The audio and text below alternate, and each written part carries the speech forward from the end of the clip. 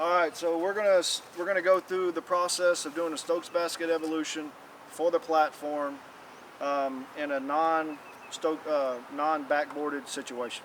All right. So what we're gonna do is standardize this. Green webbing is going to be for our seat harness. Red is going to be for our chest harness, and blue we're going to call our diamond harness, which is going to be our overlay, keep it from coming out. We've added a few things.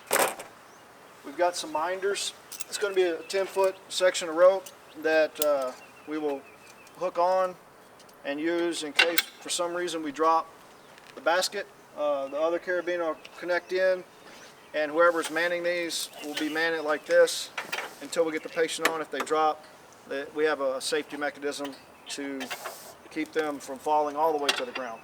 We're going to minimize the drop if we have a drop. All right, so Holloway is going to be doing it along with Kaiser. Miss Kiddo is going to be our patient. So this is how we're going to go through doing the seat harness, the chest harness, and the diamond.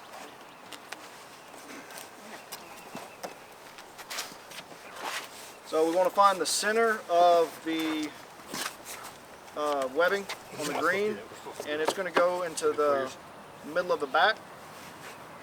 We're going to pull a loop through. We want this to be as close, this part to be as close at the belly button as we can get to keep the back part up above the hips. We want where the V goes in between her legs, we want those sucked up right underneath her buttocks. With a male patient, we want to be extremely careful with how we are placing that and make sure those are spread out and we pull them tight and they're getting around the hips and the buttocks.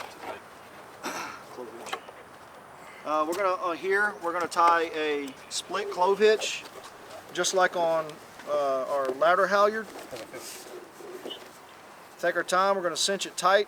What we're trying to accomplish is a pull in this direction towards the top so the patient can't slide down in the event that we go vertical. Ratchet it tight. We don't want to make it super uncomfortable, but we don't want them to slide either. We're going to come up and we're going to follow that with a simple knot, which is a full wrap, and then up through the hole so that our tail end is tracing back down our rope. All right. So for the chest harness, we're going to do the same thing. We're going to find the middle of our red webbing. We're going to lay it out. And remember, this is a non-C-spine patient, so if we need to move them a little bit, we can. This is all just precautionary in case for some reason this thing does something other than horizontal. We want to make sure all these webbings lay as flat as we can so there's no pinching or cutting. Just like the seat harness, we want to go down below so it's pulling down and pulling against our seat harness. We're going to do a split clove hitch. We want to keep all of our webbing on the bottom rail so that the top rail protects it from rubbing against abrasive material and potentially cutting it. Also, when we go to clip in our carabiners on the top rail, it's not going to be in the way of our webbing.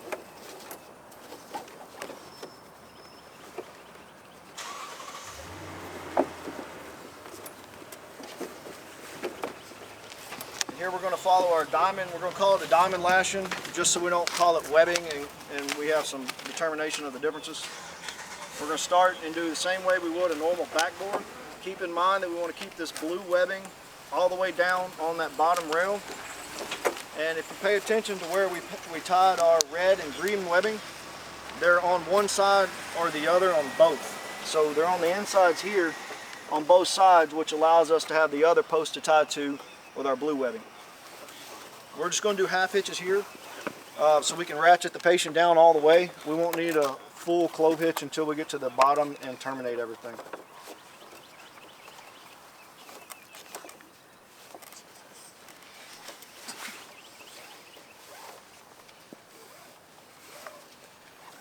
Get you under. We're going up there. Hands. Yep, put your hands down. Make sure that we go actually on this one around the post so our webbing doesn't slip up or down the line.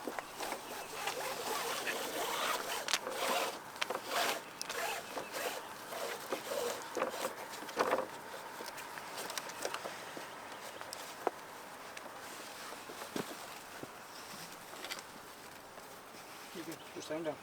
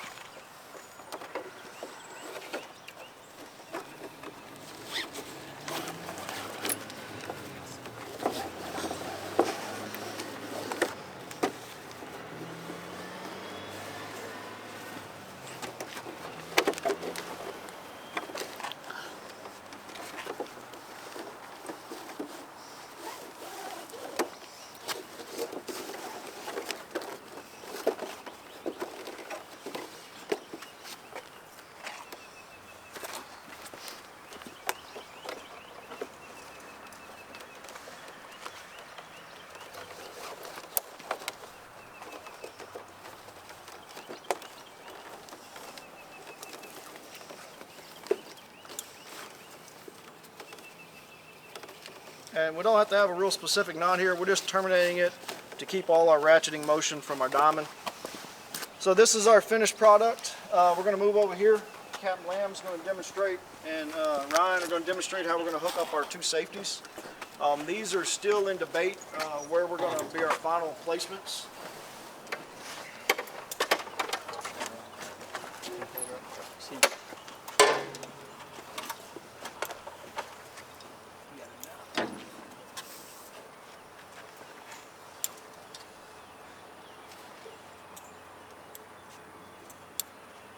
Make sure our gates are facing down, locked, and back a quarter of a turn. We're going to connect to this top rail. Our knots need a little bit of dressing here, but they're still safe. Make sure our carabiners are facing down, gates are down. Alright, so we're going to hook up the other one. It's going to come to the bottom.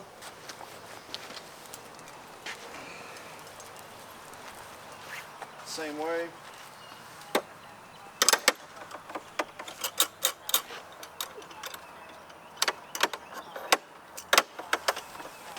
Alright, so now we're going to simulate that we've got the bucket nosed into a picket at TDC. So we're not going to be operated off the side of the bucket. So there's going to be 3 of us. We're going to pick her up and take her to the front. Captain Lamb's going to help us when we get up, but he's also going to be minding our slack. And Ryan's going to be manning the acoustics on that end and monitoring the slack. Up.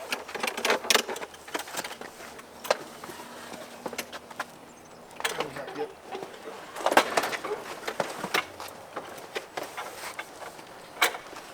Alright, we've got our Prusix manned and we're tight right now. Now we're going to pull out our straps and we're going to properly strap her down.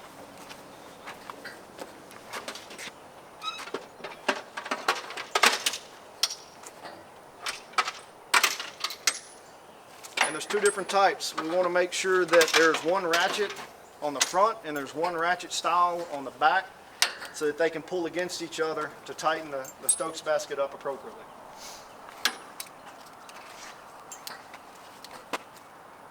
All right.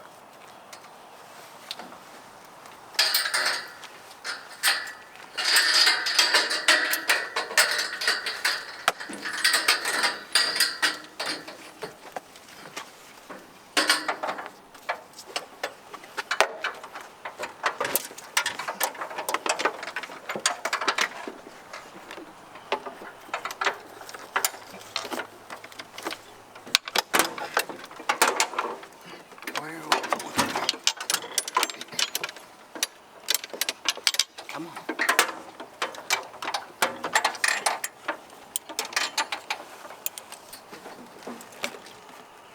Got it.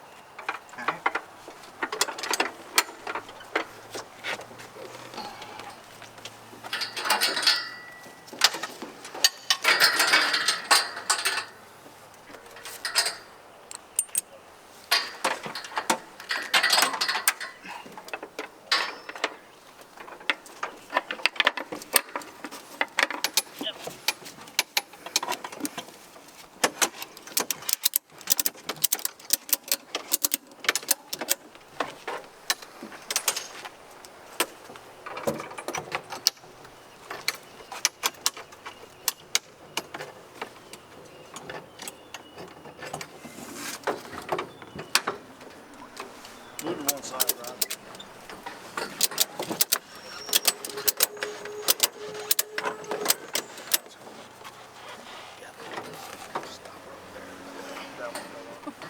All right, and that concludes the demonstration.